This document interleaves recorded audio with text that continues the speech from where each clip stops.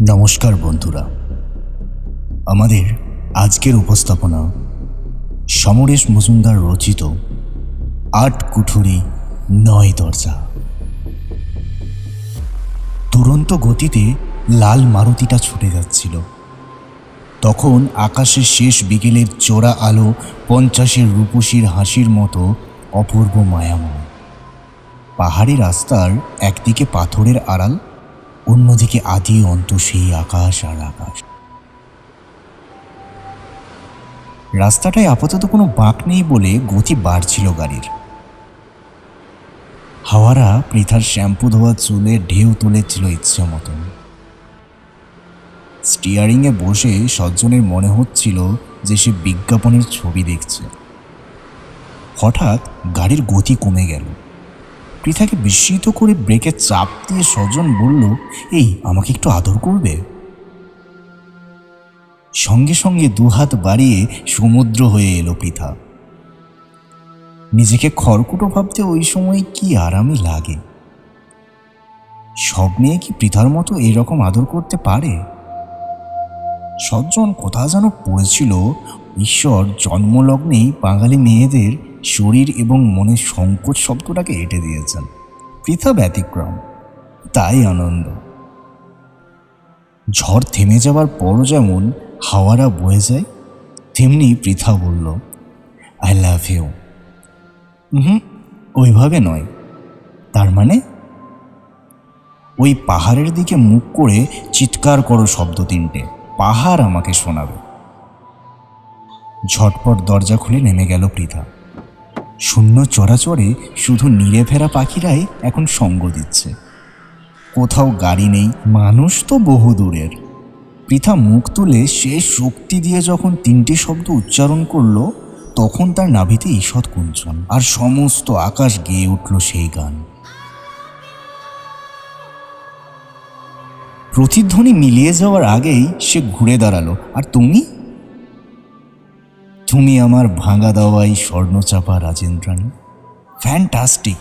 কার line! এই মুহূর্তে আমার কোনো প্রতিদ্বন্দ্বীকে চায় না। সজ্জন গাড়িতে বসেই হাসল। চোখ বন্ধ করে মুখ আকাশে তুলল পৃথা। সজ্জনের মনে এলো এক ছবি। ছবির নাম ঈশ্বরী। ওপাশের আকাশে এখন ধুন্ধুমার রঙের খেলা। সূর্যদেব বটে যেতে বসেছেন। তার বাস এখন পৃথিবীর তলায়। রাস্তার ধারে গিয়েও ঝুঁকে দর্শন পাওয়া যাবে না। আকাশটা কেমন নীলচে হয়ে যাচ্ছে ক্রমশ। সজ্জন ডাকল, উঠে এসো। পৃথা কয়েক পা এগোলো। এই তুমি সরো, আমি চালাই। পাহাড়ি রাস্তা, থার্ড গিয়ারে তোলা যাবে না বেশিরভাগ সময়। ঠিক আছে, চলে এসো, স্বাদ পূর্ণ করো। অতএব লাল মারুতি স্টিয়ারিংয়ে পৃথা, পাশের জানালাই সজ্জন। পা হাত এবং চোখ জুড়ে যে সতর্কতা, তা এখন পৃথাকে নিবিষ্ট রেখেছে। গাড়ি উঠছে ওপরে। সজ্জন ঘড়ি দেখল। এই গতিতে গেলেও পাহাড় ডিঙিয়ে শহরে পৌঁছতে রাত ৮টা বেজে যাবে। টুরিস্ট লজে একটা ঘর তাদের নামে স্থির করা হয়েছে আগাম। ডান দিকে এখন নদী, অনেক নিচে অদ্ভুত গোঙানি তুলে ছুটে যাচ্ছে। মারুতির চোখ জ্বলেছে এরই মধ্যে। আকাশে ধূপছায়া আঁধার ঝুপ ঝুপ করে চেহারা পাল্টাচ্ছে। সতর্ক হাতে গাড়ি চালাবার সময় পৃথক কথা বন্ধ হয়ে যায়। আর এখন বাঁকের পর বাঁক। ২ মাসের বিবাহিত জীবনে এমন সিরিয়াস মুখের পৃথাকে কখনো দেখেনি সজ্জন। বিয়ের পর হানিমুন বলতে যা বোঝায় তা হয়নি ওদের। ২৪ ঘন্টার মধ্যে প্রায় ১৭ ঘন্টায় নিঃশ্বাস ফেলার সময় হয় না সজ্জনের। নিজেকে গড়ার সময়গুলোর থেকেই গত ২ মাস একটুকুও আলাদা করতে পারেনি সজ্জন। আর তাই পৃথা মাঝে মধ্যেই ঠোঁট ফোলায়। তাই এবার যখন সিনিয়র ডেকে বললেন অফারটা নিতে, তখন সামান্য দ্বিধা সত্ত্বেও রাজি হয়ে গিয়েছিল সে। এতটা পথ পৃথার সাথে এক গাড়িতে যাওয়া আসা করা যাবে, এক টুরিস্ট লজে চমৎকার আবহাওয়ায় থাকা যাবে, এটা তো বাড়তি লাভ। সে যে তারই একটা কাজের সুবাদে এদিকে আসছে, তা পৃথাকেও জানায়নি। জানালে পৃথার আনন্দটা ফিকে হয়ে যেতে পারে। ডাক্তারি পড়ার সময় থেকেই সজ্জনের বাসনা ছিল আর ৫ জনের মতো চেম্বার সাজিয়ে পেশেন্ট দেখবে না দুবেলা। একটি বিশেষ বিভাগ, যার চর্চা ভারতবর্ষে এর আগে তেমন ব্যাপকভাবে হয়নি, তাকে আকর্ষণ করেছে। তখন থেকেই সিনিয়রের সঙ্গে গাঁটছড়া। মাঝখানে বছর দুয়েকের মধ্যে জাপানে গিয়েছিল ওই বিষয় নিয়ে বিশদ পড়াশোনা করতে। ফিরে এসে কাজ শুরু করে দেখল তার চাহিদা পাড়ার জনপ্রিয় ডাক্তারবাবুর চেয়েও কম নয়। 17 ঘন্টাই কেটে যাচ্ছে এ ব্যাপারে। ফলে পৃথা অসন্তুষ্ট হতেই পারে। অর্থ আসছে, কিন্তু পৃথার কাছে অর্থই শেষ কথা নয়। এবার ওরা তাকে প্লেন ভাড়া দিয়ে নিয়ে আসতে চেয়েছিল, এয়ারপোর্টে গাড়ি রাখতে চেয়েছিল। পৃথাকে নিয়ে লম্বা পাড়ি দেবার লোভে সে প্রস্তাব প্রত্যাখ্যান করে গাড়ি চালিয়েই আসছে। পৃথা যেমন জানে না সে চিকিৎসার কারণে পাড়ি দিচ্ছে, তেমনি ওরাও জানে না পৃথা সঙ্গে আসছে। সজ্জনের ধারণা পেশেন্ট খুবই গুরুত্বপূর্ণ লোক, তাকে পাহাড় থেকে নামানো যাচ্ছে না। চিকিৎসার জন্য যা দরকার তার তালিকা সে পাঠিয়ে দিয়েছে। মানুষটি অবশ্যই বিত্তবান। মাঝখানে তার সিনিয়র থাকায় এ বিষয়ে বেশি কৌতূহল দেখায়নি সজ্জন। এখন কেবলই মনে হচ্ছিল যে সে একটা কাজে এতদূর এসেছে, তা জানলে পৃথা কি ভেবে নেবে, কিভাবে ওকে ঠান্ডা করা যায়। পাহাড়ের বাঁকগুলো ক্রমশ মারাত্মক হয়ে উঠছে। একটা হালকা স্বরের মতো আলো ছড়িয়েছে এখন। গাছেদের পাহাড়ের ছায়ার ফাঁকে ফাঁকে কখনো সেটা রাস্তায় নেতিয়ে পড়ছে। পিছন থেকে একটা গাড়ির আওয়াজ ভেসে এল। দক্ষ ড্রাইভারের হাতে বেশ জোরেই উঠে আসছে সেটা। সেই সঙ্গে অনেক মানুষের গলার আওয়াজ। লোকগুলো যেন পিকনিক করতে যাচ্ছে। মুখ ঘুরিয়ে সজ্জন দেখল একটা বড় ভ্যান উঠে আসছে অনেক লোক নিয়ে। সে পৃথাকে বলল, চওড়া জায়গা দেখে সাইড দাও। চওড়া জায়গা খুঁজে পাওয়ার আগেই ভ্যানটা ঘাড়ের ওপর এসে পড়ল। পৃথা নার্ভাস হাতে স্টিয়ারিং ঘোরালো এবং ব্রেক চাপল। ভ্যানটা জায়গা না পেয়ে ছুটে গেল উপরে এবং সেই সঙ্গে মানুষগুলোর উল্লাসও আকাশে পৌঁছে গেল। মারুতি গাড়িটা তখন পাহাড়ের এক ধারে জমানো পাথরের ওপর চাকা তুলে ধাক্কা খেয়ে থেমে গেছে। পৃথা চিৎকার করে উঠল, বদমাস! সে হাঁপাচ্ছিল। অ্যাক্সিডেন্টটা হতে গিয়েও হলো না। সজন নিঃশ্বাস ফেলল। তারপর পৃথাকে শান্ত করতেই বলল, ওটা খুব নিরীহ গালাগাল। মানে? পৃথা চকিতে মুখ ফেরালো। তোমার স্টকে কিরকম গালাগাল আছে? ও গড, তুমি ইয়ার্কি মারছো? আরেকটু হলেই। সজ্জন দরজা খুলে নামল। গাড়িটা একটা দিকে কাত হয়ে আছে। নামতে গিয়ে দুলিয়ে দিল সজ্জন। পৃথাও নেমে এলো। আপাত দৃষ্টিতে মনে হলো ক্ষতি তেমন কিছু হয়নি।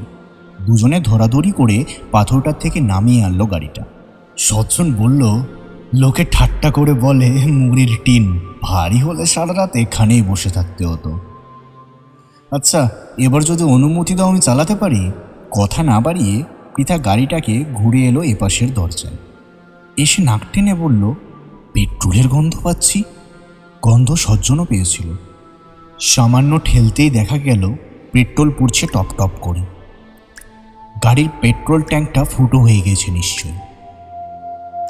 সজন অসহায়ের মতো জিজ্ঞাসা করল, সাবান নেই না? থাকলে টেম্পোরারি বন্ধ করা যেত। সাবান? সুটকেসে আছে, নতুন সাবান। সঙ্গে সঙ্গে পিছনের সিট থেকে সুটকেস বের করে রাস্তায় রেখে ডালা খোলা হলো। প্যাকেট থেকে সাবান বের করে সজ্জন চলে গেল ট্যাঙ্কের গর্ত খুঁজতে। এই নিচু গাড়ির পেট্রোল ট্যাঙ্কের তলায় হাত পৌঁছাচ্ছে না তার। অনেক চেষ্টার পর ভিজে একটা উৎস খুঁজে অন্ধকারেই সাবানের প্রলেপ দেওয়ার চেষ্টা করল সে। টর্চ ছাড়া সেটা প্রায় অসম্ভব। মিনিট খানেক চলার পরেই বলল, আবার গন্ধটা পাচ্ছি। সজ্জন নামল। হ্যাঁ, রাস্তায় পেট্রোল পোড়ার চিহ্ন ছড়ানো, অর্থাৎ সাবানে কোনো কাজ হয়নি। এই রকম অবস্থায় ট্যাঙ্ক শেষ হওয়ার আগে কিছুতেই শহরে পৌঁছানো যাবে না। সে তাড়াতাড়ি নিজের আসনে ফিরে এসেই গাড়ি চালু করল। যত দ্রুত ওপরে ওঠা যায় ততই বাঁচোয়া। অয়েল ইন্ডিকেটরের কাঁটাও নিচের দিকে নামতে শুরু করছে। ইচ্ছা করলেই এই রাস্তায় 60 কিলোমিটার স্পিড তোলা যায়। পৃথা জিজ্ঞাসা করল, পৌঁছাতে পারবে? মনে হয় না। সামনে যদি কোনো পাম্প থাকে। বেশ জোরেই পড়ছে বলে মনে হচ্ছে। সারা রাত এই রাস্তায় বসে থাকতে হবে দেখছি। কাছাকাছি কি কোনো রেস্ট হাউস নেই? পৃথা জিজ্ঞাসা করল।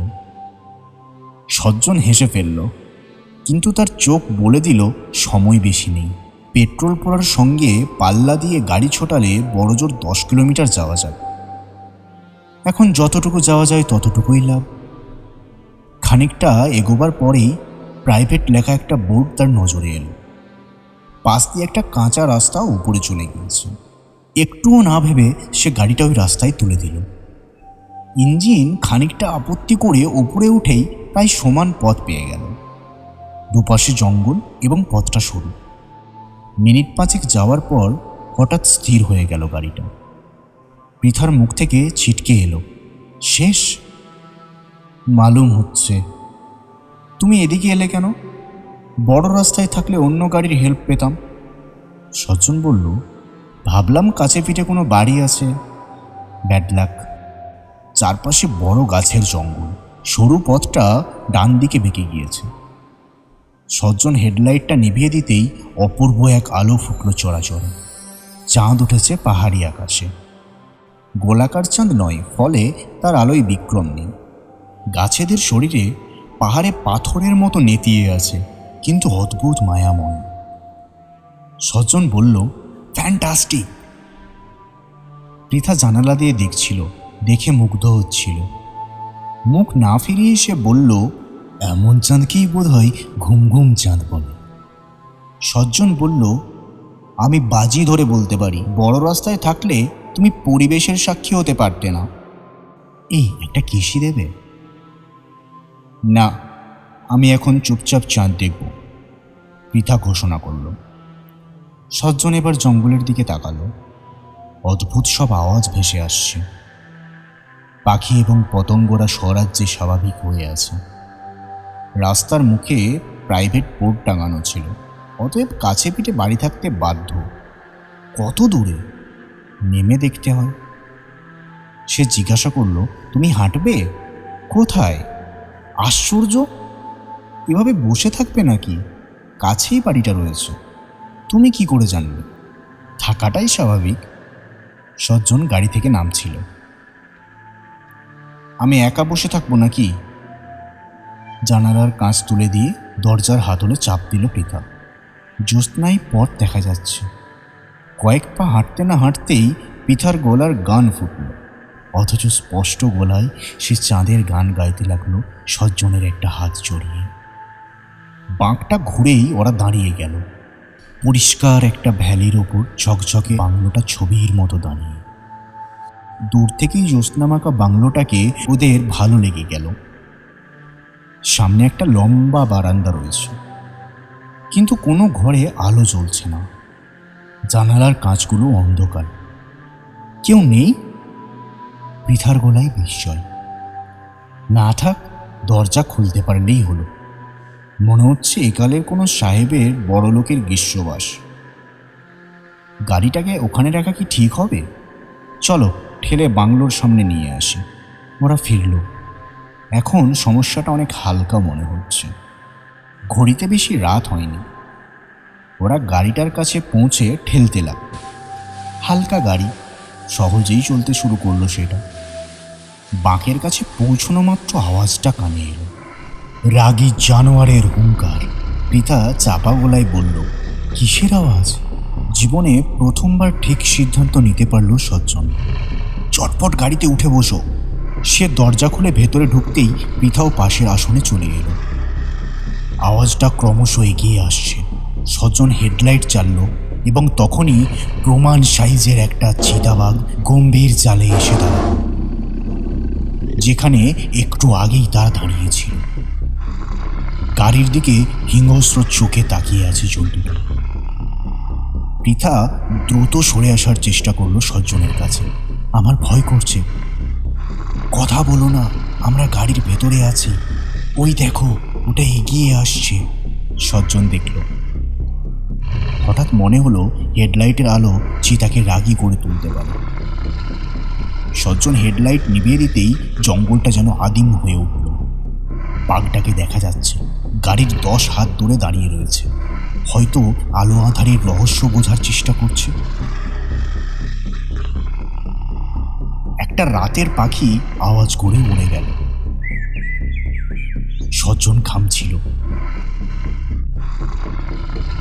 এই গাড়িটা যদি একটা ভারী জিপ নিজের পক্ষে অ্যাম্বাসেডার হতো তাহলে কিছুটা নিরাপদ মনে করা যেত।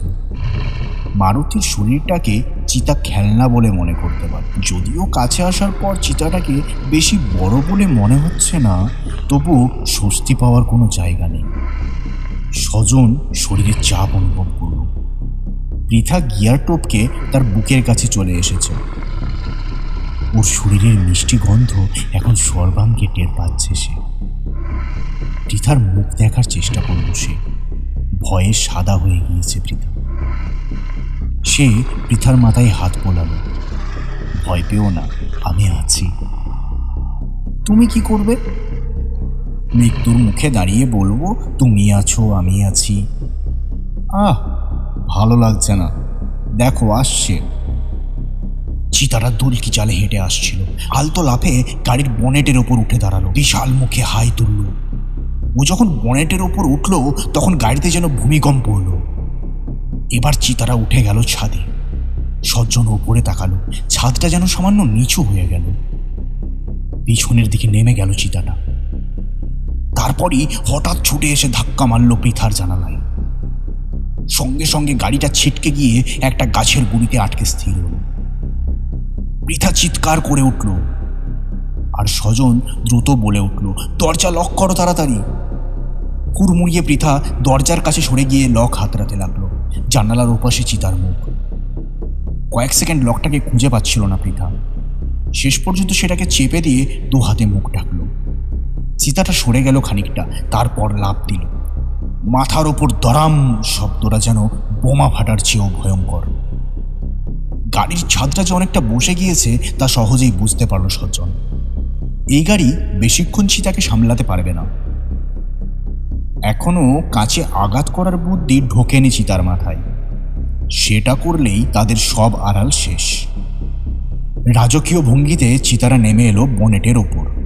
তার 4 পা গুটিয়ে উইন্ডস্ক্রিনের দিকে মুখ করে বসল। একেবারে 1.5 হাতের মধ্যে চিতার মুখ। একটা থাবা ছুঁড়লেই কাঁচটা ভেঙে যাবে।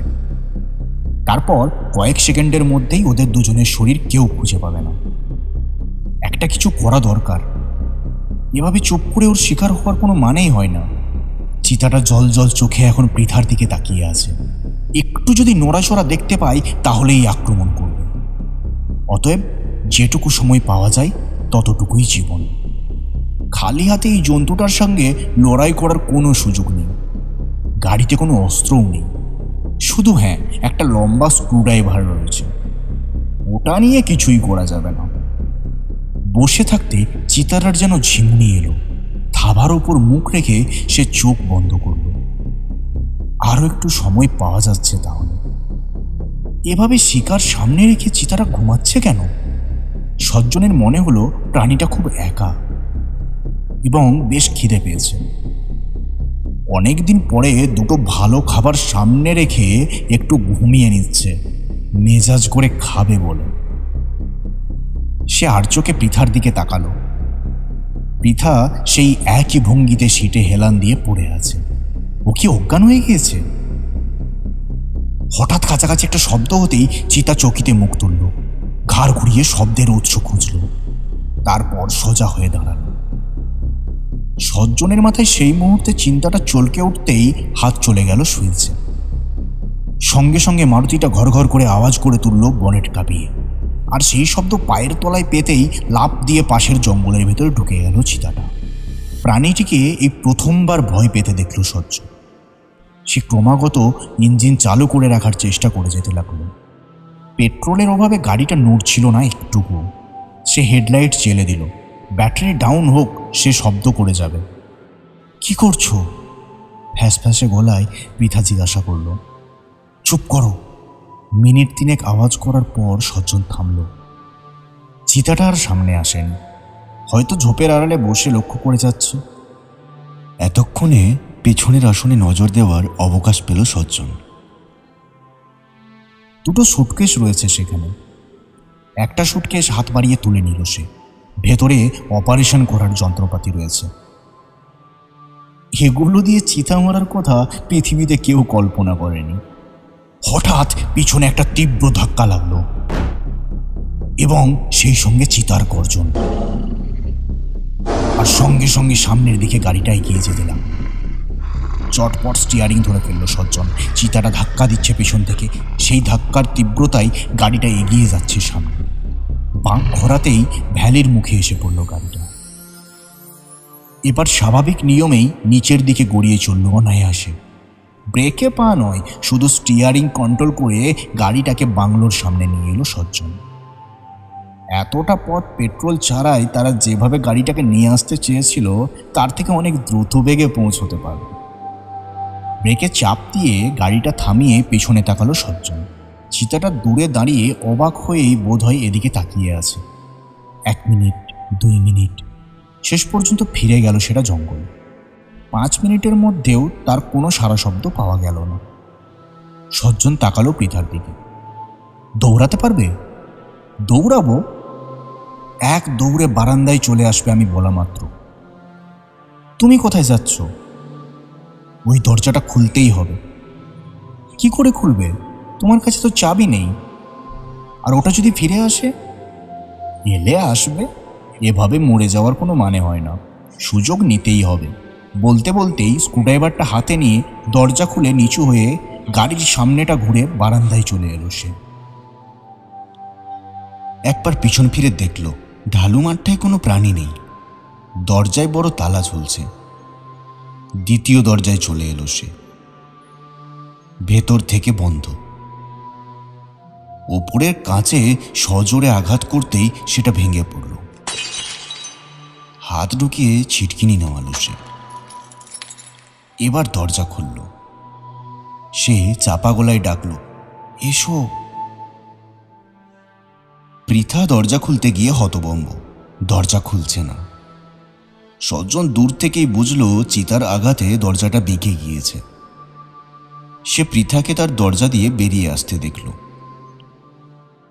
দরজার কাছে পৌঁছানো মাত্রই মনে হলো একটা আগুনের তীর ছুটে আসছে জঙ্গল থেকে। তাড়াতাড়ি পৃথাকে ভেতরে ঢুকিয়ে দরজা বন্ধ করল সজ্জন। ছিটকিনি তুলে দিয়ে সে বড় নিঃশ্বাস ফেলতেই ধক করে গন্ধটা নাকে এলো। পৃথা অন্ধকার ঘরে সজ্জনের কাছে সরে এসে বলল, কি বিশ্রী গন্ধ। বাইরে চিতারা তখন গাড়ির উপর গর্জন করছে। পৃথাকে জড়িয়ে ধরে ঘরের ভেতর সজ্জন স্থির হয়ে দাঁড়িয়ে। ডাক্তার হিসাবে সে জানে এ মানুষের শরীরের গন্ধ পচে যাওয়ার পরেই এমন তীব্র হয়। শহরের এক প্রান্তে এই বিশাল প্রাসাদটিকে লোকে এড়িয়ে যায়। ওই বাড়ির ভেতর জিজ্ঞাসাবাদের জন্য যাকেই নিয়ে যাওয়া হয় তার অস্থি নিতে আত্মীয়দের যেতে হয় শ্মশানে। সেই দাহ দেখতে দেওয়া হয় না কাউকে, কারণ ইলেকট্রিক চুল্লিতে ঢোকানোর পরে আত্মীয়দের কাছে যেতে দেওয়া হয়। বাড়িটার বয়স 100 বছর। ব্রিটিশরা কেন বানিয়েছিল তা নিয়ে অনেক গল্প চালু আছে। আপাতত একটি রক্ষী বাহিনীর মূল কার্যালয়। পুরো বাড়িটাই পাহাড় কেটে বসানো। 10 হাত লম্বা পাঁচিল দিয়ে ঘেরা। ঢোকার একটাই দরজা। তারপর বিশাল চাতাল। সেখানে কুকুরের মতো উৎপেতে বসে আছে জিপগুলো। যে কোনো মুহূর্তে সংকেত পেলেই ছুটে যায় ড্রাইভাররা। দোতলায় একটি ঘরের সামনে অফিসাররা একে একে পৌঁছে গেলেন। ঘরের দরজা বন্ধ। পুলিশ কমিশনার জরুরি তলব দিয়েছেন, তিনি মিটিং করবেন। এই ব্যাপার সচরাচর হয় না। সিপি কারোর সাথে পরামর্শ করার প্রয়োজন মনে করেন না, তাই আজ তলব পেয়েই প্রত্যেকেই একটু নার্ভাস। পুলিশ কমিশনার ভার্গিসের শরীরটা বেশ ভারী। মুখটা বুলডগের মতো বলে মনে করেন না নিন্দুকেরা। তাকে কেউ কখনো হাসতে দেখেনি। যে সিপিকে হাসতে দেখবে তাকে 1 বোতল স্কচ উপহার দেওয়া হবে বলে জুনিয়র অফিসার ক্লাবে একটা ঘোষণা রয়েছে। অবশ্যই গোপন ঘোষণা এবং এখনো পর্যন্ত পুরস্কারের দাবিদার পাওয়া যায়নি। ঠিক সময়ে দরজা খুলে গেল। অফিসাররা বিরাট ঘরে ঢুকে দেখলেন সিপি জানালায় দাঁড়িয়ে আছেন, নিচের চাতাল দেখছেন। তার চওড়া পিঠ এবং মাথার পিছনের টাক দেখা যাচ্ছে। গম্ভীর গলায় হুকুম এলো, সিট ডাউন জেন্টলম্যান। অফিসাররা বসলেন। দুজন অ্যাসিস্ট্যান্ট কমিশনার, 4 জন ডেপুটি, মাঝখানে বড় টেবিল, টেবিলের ওপাশে দামি চেয়ার। পকেট থেকে একটা চুরুট বের করে তার একটা প্রান্ত দাঁতে কাটতে কাটতে শিপি ঘুরে দাঁড়ালেন।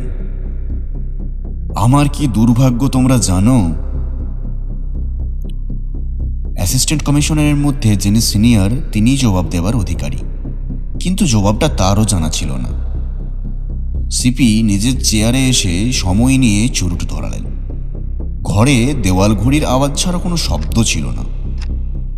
এক গাল ধোঁয়া ছেড়ে সিপি বললেন, এক পাল নিরেট গর্ধবকে নিয়ে আমার কাজ করতে হচ্ছে। সোম, তুমি কথাটা স্বীকার করো না?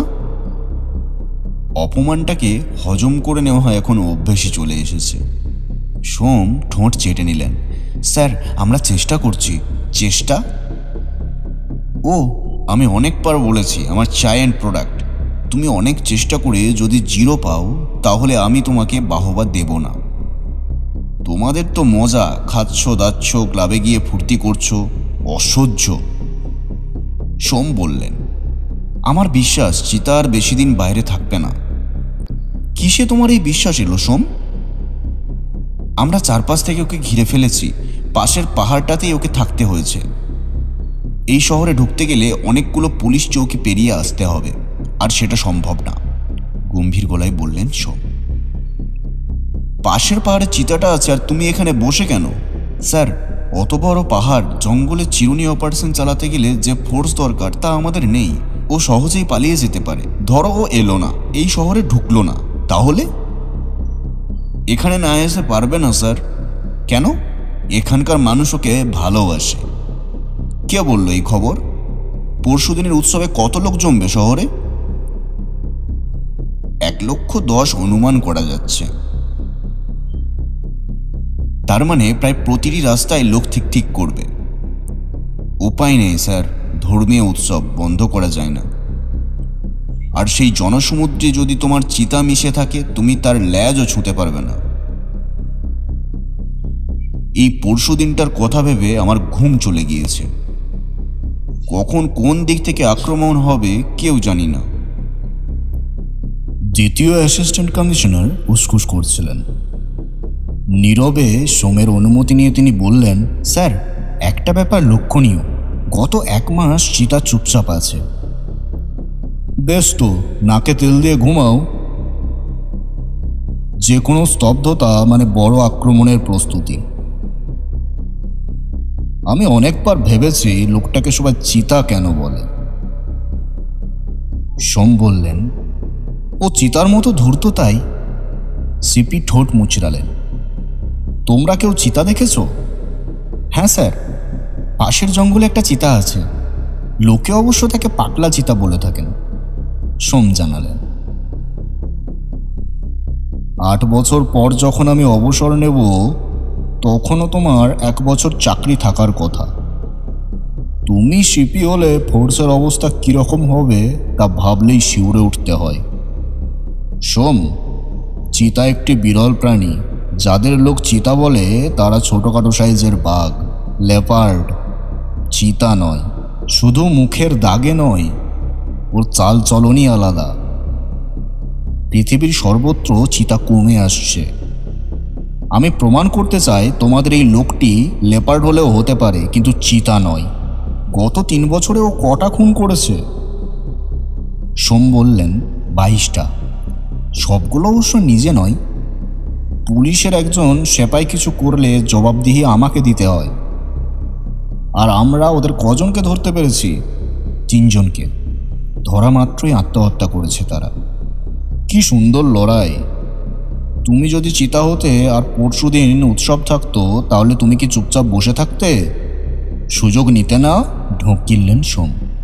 হ্যাঁ স্যার, সেক্ষেত্রে অবশ্য আমি তোমাকে ছাড় পোকার মতো পিষে মারতাম, কিন্তু ওই লোকটাকে পারছি না। 3 বছর ধরেও আমাকে নাচিয়ে বেড়াচ্ছে, আর সেটা সম্ভব হচ্ছে তোমাদের মতো ইট মাথার লোক ফোর্সে আছে বলে। 10 লক্ষ টাকার পুরস্কার ঘোষণা করার পর কটা খবর এসেছে? 3টে, তাও টেলিফোনে। 3টেই ভুয়ো খবর। এই শহরের লোকজনের কাছে তাহলে 10 লক্ষ টাকার চেয়ে ওই বদমাসটাই বেশি মূল্যবান। তখন তো বলেছিলে ঘোষণা করার 3 দিনের মধ্যেই খবর পাওয়া যাবে। শোনো, তোমাদের স্পষ্ট বলছি, পরশুদিন ওকে আমার চাই। পরশুদিন? সোম বিড়বিড় করলেন। হ্যাঁ, পরশুদিনও এই শহরে আসবেই। শহরের সব রাস্তায় 24 ঘন্টা পাহারা বসাও। 10 লক্ষ টাকার কথা প্রতি 5 মিনিট অন্তর মাইকে ঘোষণা করা হোক। শুনতে শুনতে মানুষের নার্ভে যেন আঘাত লাগে। সিপি কথা শেষ করা মাত্র টেলিফোন বাজল। খুব বিরক্ত মুখে তিনি রিসিভার তুলে হ্যালো বললেন। ওপাশ থেকে কিছু শোনা মাত্র সকলে দেখল সিপি সোজা হয়ে বসলেন। ভার্গিস? Yes sir. আমাকে এইমাত্র জানানো হয়েছে তুমি মাত্র 3 দিন সময় পাচ্ছ। এই 3 দিনের মধ্যে যদি তুমি পাহাড়ি চিতারাকে খাঁচায় না ভরতে পারো, তাহলে প্রমোশনের সময় যে রেজিগনেশন লেটারটা আমাকে দিয়েছিলে তাতে তারিখ বসিয়ে নেওয়া হবে। মনে রেখো, মাত্র 3 দিন অপেক্ষা করবেন তারা। খুব ঠান্ডা গলায় শব্দগুলো উচ্চারিত হলো। ভার্গিস কেঁপে উঠলেন, তার গলা জড়িয়ে গেল। স্যার, 3 দিন খুব অল্প সময়। 3 দিন মানে 3 দিন। তুমি জানো আমাকে কাদের কথা শুনতে হয়। কাজ না হলে আমার কাছে তুমিও যা, সমতা। লাইনটা কেটে গেল। এমন গলায় অনেকদিন কথা বলেননি মিনিস্টার। লোকটার অনেক উপকার করেছে ভার্গিস। টাকা পয়সা থেকে মেয়ে মানুষ কি পাঠায়নি। অথচ আজ একদম অন্য গলা। যারা মিনিস্টারকে নির্দেশ দিয়েছে তাদের অস্তিত্ব সম্পর্কে একটা অনুমান আছে ভার্গিসের। হাতে প্রমাণ নেই, এখন বিশ্বাস হলো। তার মতো মিনিস্টারের লেখা তারিখবিহীন পদত্যাগপত্র ওদের হাতে চলে এসেছে। রুমালে ঘাম মুছলেন ভার্গিস। তার চোখ এবার সোমের দিকে। হারামজাদা নিরীহ মুখে তাকিয়ে আছে, কিন্তু মনে মনে জানে তিনি যত নাজেহাল হবেন তত ওর সামনে শিপির চেয়ার এগিয়ে আসবে। আশাচ্ছি 3 দিনের মধ্যেই হুতমটাকে ফাঁসাতে হবে। নিঃশ্বাস ফেললেন ভার্গিস। এরা কেউ নিশ্চয়ই বুঝতে পারেননি ওই টেলিফোনটা কে করেছিল এবং কি বলেছে। তিনি উঠে দাঁড়ালেন। তার হাঁটু কাঁপছিল। জেন্টলম্যান, আমি 3 দিন সময় দিচ্ছি, 72 আওয়ার্স। এর মধ্যে ওকে খুঁজে বের করতে হবে, নো এক্সকিউজ। ভার্গিসকে উঠে দাঁড়াতে দেখে অফিসাররা চেয়ার ছাড়লেন। ওদের মুখগুলো শুকিয়ে গিয়েছিল। সোম বলতে চেষ্টা করলেন, স্যার 3 দিন। তাকে কথা শেষ করতে দিলেন না ভার্গিস। ওটাই হুকুম। অফিসাররা বেরিয়ে গেলেন। আধ ঘন্টার মধ্যে সমস্ত শহর জুড়ে পুলিশ তাণ্ডব শুরু করে দিল। মাইকে ক্রমাগত 10 লক্ষ টাকার কথা ঘোষণা করা হচ্ছিল। ভার্গিস তার অফিসের পাশের দরজা খুলে করিডর দিয়ে হেঁটে চলে এলেন নিজস্ব বাসভবনে। বিলাসের সমস্ত ব্যবস্থা এখানে। তিনি বিয়ে করেননি। জীবনে কোনো নারী তাকে স্বামী হিসেবে বরণ করার কথা ভাবেননি না, তিনি সময় পাননি, এ বিষয়ে অনেক বিতর্ক আছে। সোফাতে গায়ে এলিয়ে দিয়েও ভার্গিস স্বস্তি পাচ্ছিলেন না। মিনিস্টারের কাছে তিনি এবং সোম একই পর্যায়ে, একথা মন থেকে সরাতে পারছিলেন না। 3 দিন বড় কম সময়। 3 দিনে কিছু হওয়ার সম্ভাবনাও তিনি দেখছেন না। আর এমনি এমনি দিনগুলো কেটে গেলে 4র্থ দিনে এই ইউনিফর্ম খুলে ফেলতে হবে। আর সেরকম হলে তিনি অবশ্যই এই শহরে থাকবেন না। অবশ্য সেরকম হবার কথা তিনি স্বপ্নে ভাবতেও পারছেন না। হঠাৎ তার ম্যাডামের কথা মনে এলো। এ শহরের সবচেয়ে দামি মহিলা। পৃথিবীর কেউ জানুক বা না জানুক, ভার্গিস জানেন মিনিস্টারের টিকি ওর কাছেই বাঁধা আছে। ভার্গিস নিজস্ব লাইনে টেলিফোন করলেন ম্যাডামের বিশেষ নম্বরে।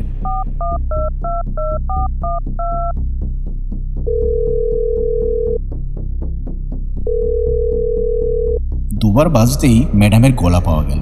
কে? নমস্কার ম্যাডাম, আমি ভার্গিস বলছি।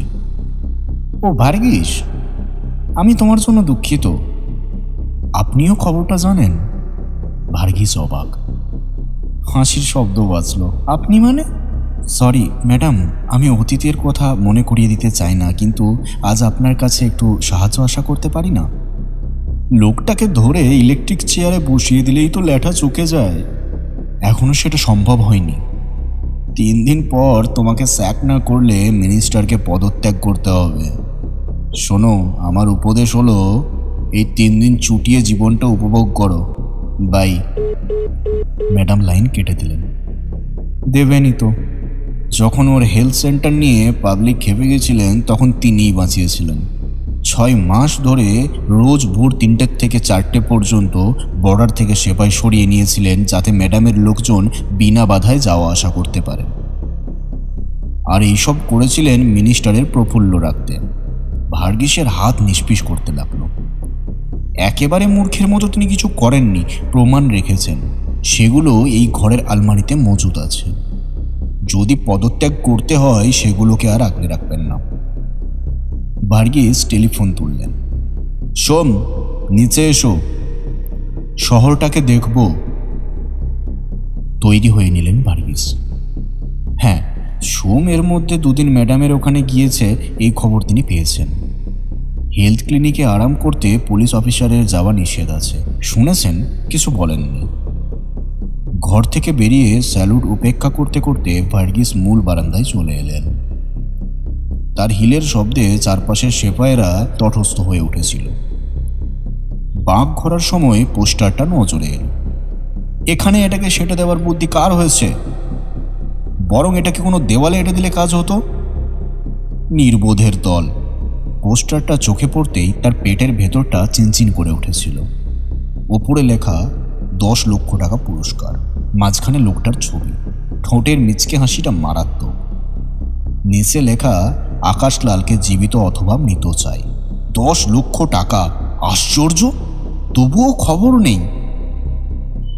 ভার্গিস হাঁটতে লাগলেন। সিঁড়ি ভেঙে নিচে এসে দেখলেন সোম ইতিমধ্যে নেমে এসেছে। কাছাকাছি পৌঁছে বললেন, শহরটা দেখব। Yes sir. ভার্গিস সিপির জন্যে নির্দিষ্ট গাড়িতে উঠলেন। উঠে দরজা বন্ধ করে দিলেন। অগত্যা সোমকে আর একটা গাড়ি নিতে হলো। ওদের পিছনে সেপাইদের ভ্যান। চাতাল পেরিয়ে গেটের কাছে আসতেই ভার্গিস একটা জটলা দেখতে পেলেন। এখানে গার্ডদের জটলা করা ঠিক নয়। গাড়ি থামিয়ে তিনি চিৎকার করলেন, আড্ডা মারা হচ্ছে? সঙ্গে সঙ্গে সেপাইরা সোজা হয়ে স্যালুট করল। একজন খুব ঝুঁকে ভয়ে ভয়ে নিবেদন করল, স্যার, এই লোকটা। বেচারার পক্ষে কথা শেষ করা সম্ভব হলো না আতঙ্কে। ভার্গিস দেখলেন একটা শীর্ণ চেহারার লোককে ওরা ধরে রেখেছে। জামা কাপড় ময়লা এবং ছেঁড়া। তিনি দেখলেন সোম তার গাড়ি থেকে নেমে ওইদিকে এগিয়ে যাচ্ছেন। ভার্গিস মনে মনে বললেন, রাবিস, যেখানে দরকার নেই সেখানে কাজ দেখাবে। সোম সামনে যেতেই সেপাইরা ব্যাপারটা জানাল। লোকটা সিপির সঙ্গে দেখা করতে চায়। কেন দেখা করবে কাউকে বলছে না। ওরা ভয় দেখিয়েছে ভেতরে ঢুকলে হাড় ছাড়া কিচ্ছু পাওয়া যাবে না, তবুও জেদ ছাড়ছে না। সোম সেপাইদের সরে যেতে বললেন। একটু আলাদা হতেই চাপা গলায় জিজ্ঞাসা করলেন, কি চাস তুই? 10 লক্ষ টাকা। লোকটা হাসল। পেটে ফ্যাঁক করে এমন এক লাথি মারবো হাসি বেরিয়ে যাবে। বাহ, আপনারাই তো বলছেন খবর দিলে টাকা পাওয়া যাবে। কোথায় দেখেছিস ওকে? টাকাটা পাবো তো? সোম আর চোখে দূরে দাঁড়ানো কমিশনারের গাড়ি দেখলেন। বেশি দেরি করা উচিত মনে হচ্ছে না। তিনি মাথা নাড়তেই লোকটা বলল, চান্দি হিলসে। উত্তেজনায় টকবগিয়ে উঠলেন সোম। কোন বাড়ি? 22 নম্বর। জানালায় এসে দাঁড়িয়েছিল, নিচে লন্ড্রি আছে। সোম সেপাইদের কাছে চলে এলেন। আমরা চলে যাওয়ার 5 মিনিট বাদে ওকে এমনভাবে মারবে যাতে না মরে। তারপর তিনি সোজা এগিয়ে গেলেন শিপির গাড়ির সামনে। উত্তেজনা চেপে রাখতে তার খুব কষ্ট হচ্ছিল। কি ব্যাপার? ভার্গিস হুঙ্কার ছাড়লেন। মাথায় গোলমাল আছে। সেটা জানতে তোমাকে যেতে হয় কেন? চলো। সিপির গাড়ি ছাড়ল। নিজের গাড়িতে বসে সিগারেট ধরালেন সোম। শহর দেখতে হলে তাদের চাঁদে হিলস দিয়েই যেতে হবে। 10 লক্ষ টাকা! আহ, একেই বলে যোগাযোগ। লোকটা ধরা পড়লে শিপির চাকরি বাঁধা, তার প্রমোশন বন্ধ। কিন্তু 10 লক্ষ টাকার জন্য আপাতত প্রমোশন উপেক্ষা করতে পারেন তিনি। শিফি হলে তো কাঁটার চেয়ারে বসতে হবে। 1 বছর বসলেই তার চলে যাবে। রাস্তায় এর মধ্যেই লোক জমেছে, শহরের বাইরের থেকে লোক আসতেও শুরু করেছে। দেবতার মূর্তি মাথায় নিয়ে পরশু প্রসেশন বের হবে, তবে আজই পুলিশ বেশ নজরে পড়ছে। সেই সঙ্গে চলছে 10 লক্ষ টাকার ঘোষণা। চৌমাথায় এসে শিপির গাড়িটা দাঁড়িয়ে পড়তেই সোম নিজের গাড়ির থেকে নেমে ছুটলেন। ভার্গিস তাকে বললেন, বাঁ দিকের রাস্তাটাই নো এন্ট্রি করে দাও, আগামী 3 দিন ওখানে কেউ ঢুকতে পারবে না। কিন্তু যত চাপই পড়ুক অন্য রাস্তায়, এটা আমার খোলা চাই, তাহলে যে কোনো জায়গায় ফোর্স সঙ্গে সঙ্গে পৌঁছাতে পারবে। ঠিক আছে স্যার। কনভয় এগোলো। চান্দি হিলসে ঢুকছে গাড়িগুলো। সোম বাড়ি নম্বর দেখলেন, 1, 2 পরপরই আছে। 20-21 পার হওয়ার সময় তিনি হুইসেল বাজালেন। 22 নম্বরের নিচে লন্ড্রি। সামনের গাড়ি থেমে যেতেই তিনি ছুটে গেলেন। Sir sir! উত্তেজনায় কথা বন্ধ হয়ে গেল সোমের। কি ব্যাপার? বিরক্ত হলেন ভার্গিস। ওকে দেখতে পেলাম ওই জানালায়। কাকে? চিতা, আকাশলাল। সঙ্গে সঙ্গে ভার্গিসের নির্দেশে বাড়িটাকে ঘিরে ফেলা হলো। ওয়্যারলেসে খবর গেল, আরও সেপাই পাঠাও। 5 মিনিটের মধ্যেই বাহিনী তৈরি। ভার্গিস হুকুম দিলেন, ফায়ার করো। সঙ্গে সঙ্গে গুলিতে ঝাঁঝরা হয়ে কাঁচ ভেঙে পড়তে লাগলো ওপরের জানালা থেকে। সোম উত্তেজিত গলায় বলল, দরজা ভাঙবো স্যার? মাথা নাড়লেন ভার্গিস। হ্যাঁ, কিন্তু তার চোখ ছোট হয়ে এলো। উপরের ঘরে আলো জ্বলছে, যদি কেউ জানালায় এসে দাঁড়ায় তাহলে কাঁচের আড়ালে তাকে সিল্লুট দেখাবে, মুখ চোখ দেখতে পাওয়া সম্ভব নয়। সেক্ষেত্রে সোম কি করে লোকটাকে দেখতে পেল? মিনিট 5 মধ্যে সব ঘর তছনছ করে সোম রিভলভার হাতে সেই ঘরটিতে ঢুকলেন। বাড়িটার অন্য ঘরের মতো এখানেও কোনো মানুষ নেই, শুধু টেবিলের ওপর পেপার ওয়েটের নিচে একটা কাগজ চাপা রয়েছে। সেইটা পড়ে সোমের মনে হলো তার হাঁটু দুটোই নেই। কি ওটা? পেছন থেকে ভার্গিসের গলা ভেসে এলো। কাঁপা হাতে সোম কাগজটা এগিয়ে দিলেন। ওপরে ভার্গিসের নাম লেখা। ভার্গিস পড়লেন, আগামী পরশু সকাল 9টায় টেলিফোনের পাশে থাকবে, দারুণ সুসংবাদ আপনার জন্য অপেক্ষা করছে, আকাশলাল। ভার্গিস চিরকুটটা হাতে নিয়ে ঘুরে দাঁড়ালেন। সোম মাথা নিচু করে দাঁড়িয়ে। ভার্গিসের হুঙ্কার শোনা গেল, তোমার রিভলভারটা দাও।